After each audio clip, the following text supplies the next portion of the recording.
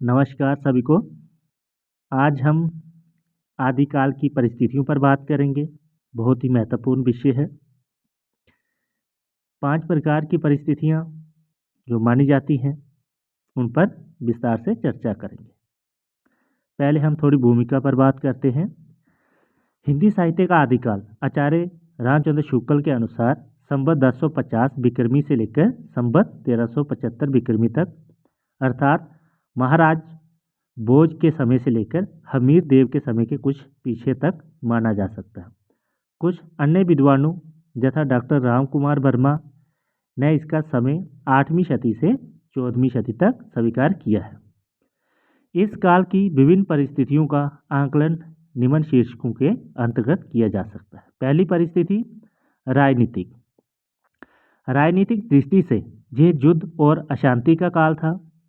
सम्राट हर्षवर्धन की मृत्यु जो संवत 704 विक्रमी के उपरांत उत्तर भारत खंड खंड राज्यों में विभक्त हो गया था। गहरवार, परमार, चौहान और चंदेल वंशों के राजपूत राजाओं ने अपने अपने स्वतंत्र राज्य स्थापित कर लिए थे।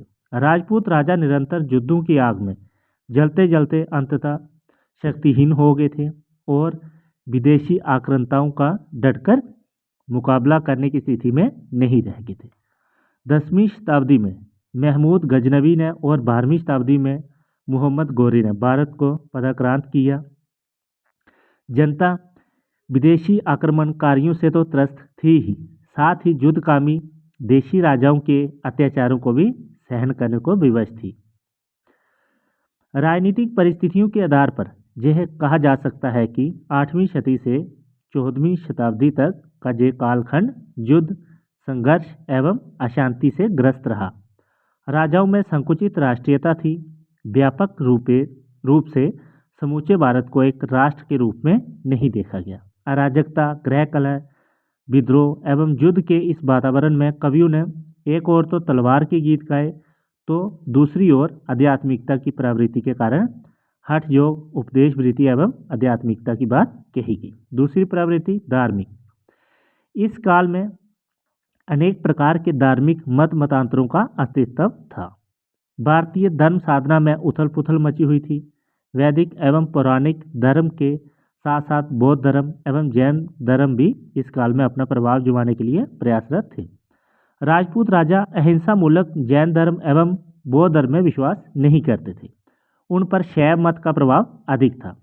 गाहट बार राजा समार्थ मतावलंबी थे। मालवा नरेश वैदिक धर्म के अनुयायी थे तथा कलचुरी नरेश शैव धर्मावलंबी थे। वस्तुतः समस्त उत्तर भारत में धीरे धीरे शैव मत बौद्धों एवं समार्थों के प्रभाव को ग्रहण करता हुआ एक नए रूप नाथ संप्रदाय के रूप में विकसित हो रहा था। आदिकाल में धार्मिक दृष्टि से 3 संप्रदायों का विशेष प्रभाव परिलक्षित होता है। पहला सिद्ध संप्रदाय, दूसरा नाथ संप्रदाय और तीसरा जैन संप्रदाय। बौद्ध धर्म कालांतर में विकृत होकर बजरजान बन गया। इन बजरजानियों को ही सिद्ध कहते थे। धर्म की ये विकृत अवस्था थी। धर्म के वास्तविक आदर्शों के स्थान पर आचार विहीनता, चमत्कार प्रदर्शन एवं भोग विलास को प्रमुखता मिल गई थी।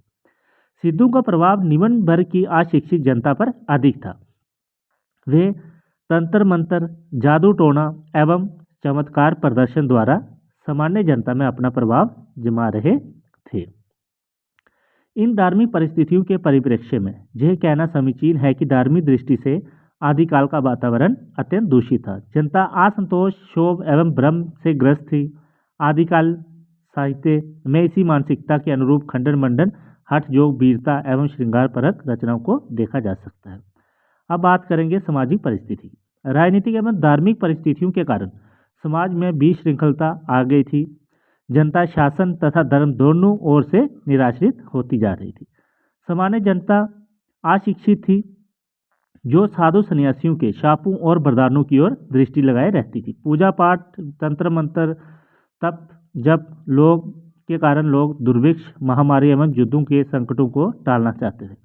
ब्राह्मणों के प्रति पूज्य भाव में कमी आ गई थी। वर्ण व्यवस्था के प्रति लोगों का सम्मान नहीं रह गया था। निम्न समझे जाने वाली जातियों में से अनेक सिद्ध हो जाते थे जो वेद विरोधी थे। समाज में क्षत्रियों का प्राधान्य था। राजपूतों में शौर्य तो था, परंतु वह उसका उपयोग पारस्परिक प्रतिस्पर्धा एवं संघर्ष में ही करते थे। वे वंश गौरव एवं अभिमान को लेकर गृह कलह में ही उलझे रहते थे। समाज में स्त्रियों के प्रति पूज्य भाव नहीं था, वह मात्र भोग्य बनकर रह गई थी। सती प्रथा इस काल का एक भयंकर कोड था। तत्कालीन भारत में स्वयंवर प्रथा भी थी, जो प्राय युद्ध का कारण बन जाती थी। सुंदर राजकुमारियों से बलपूर्वक विवाह करने के लिए राजपूतों में युद्ध छिड़ जाना एक सामान्य बात हो गई थी। राजा और सामंत अंतमुखी रंगरलियां बनाने में व्यस्त रहते थे। अब हम बात करेंगे साहित्यिक परिस्थिति की। आदिकाल में साहित्य रचना की तीन धाराएं बह रही थी। एक ओर तो परंपरागत संस्कृत साहित्य की रचना हो रही थी, दूसरी ओर प्राकृत अपभ्रंश भाषा में प्रबोध साहित्य की सृजन जैन कवियों के द्वारा किया जा रहा था, तो तीसरी धारा थी हिंदी साहित्य, उसमें लिखे जाने वाले साहित्य की। इस काल में संस्कृत साहित्य के अंतर्गत पुराणों एवं स्मृतियों पर टीकाएं लिखी गई तथा ज्योतिष एवं काव्य शास्त्र पर अनेक मौलिक ग्रंथों की रचना की गई। 9वीं से 11वीं शताब्दी तक कन्नौज एवं कश्मीर संस्कृत साहित्य के केंद्र रहे हैं। आनंदवर्धन, मम्मट, भोज, क्षेमेंद्र, कुंतक, राजशेखर, विश्वनाथ, भवभूति एवं श्री हर्ष जैसी प्रतिभाएं इस युग की देन हैं।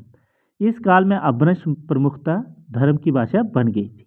जैन कवियों ने गुजरात में रहकर अनेक पुराणों को अपभ्रंश में नए रूप में प्रस्तुत किया। स्वयंभू, पुष्पदंत, दंतपाल, हेमचंद्र जैसे जैन कवियों ने जो साहित्य प्रस्तुत किया है वह अपनी मौलिकता एवं साहित्यिकता के कारण उच्च कोटि का है। देश भाषा हिंदी में भी जनता की मानसिक एवं भावात्मक दशाओं की अभिव्यक्ति एक वर्ग कर रहा था, जिसे भाटजाचारण कवि कहा गया। हिंदी भाषा में रचित इन कवियों द्वारा काव्य ग्रंथों में एक ओर तो अपने आश्रयदाताओं की अतिशयोक्तिपूर्ण प्रशंसा की गई है, तो दूसरी ओर उनके युद्धोन्माद को व्यक्त करने वाली घटनाओं की योजना भी की गई है। अब बात करेंगे अंतिम परिस्थिति सांस्कृतिक। सम्राट हर्षवर्धन के समय भारत सांस्कृतिक दृष्टि से अपने शिखर पर था। हिंदू धर्म एवं संस्कृति राष्ट्रव्यापी एकता का आधार थी, किंतु कालांतर में मुस्लिम आक्रमणकारियों के आगमन से भारत क्षणे क्षणे मुस्लिम संस्कृति से भी प्रभावित होता गया। इस काल में मुस्लिम आक्रमणकारियों ने अपने संकीर्ण दृष्टिकोण एवं धर्मांधता की भावना से प्रेरित होकर भारतीय संस्कृति के मूल केंद्रों, मंदिरों, मठों एवं विद्यालयों को नष्ट करने का पूरा प्रयास किया। मुस्लिम संस्कृति का प्रभाव आदिकालीन हिंदू संस्कृति पर अनेक क्षेत्रों में पड़ने लगा था। उत्सव, मेले, परिधान, आहार, मनोरंजन आदि अनेक बातों में मुस्लिम रंग चढ़ने लगा था। दूसरी ओर हिंदू संगीत कला, वास्तुकला, आयुर्वेद एवं गणित का प्रभाव मुस्लिम संस्कृति पर पड़ने लगा। ये निष्कर्ष निकाल लेना इस दशा में असंगत न होगा कि आदिकालीन भारतीय संस्कृति परंपरा में विच्छिन्न होकर मुस्लिम संस्कृति के गहरे प्रभाव को स्वीकार करती जा रही थी। धन्यवाद।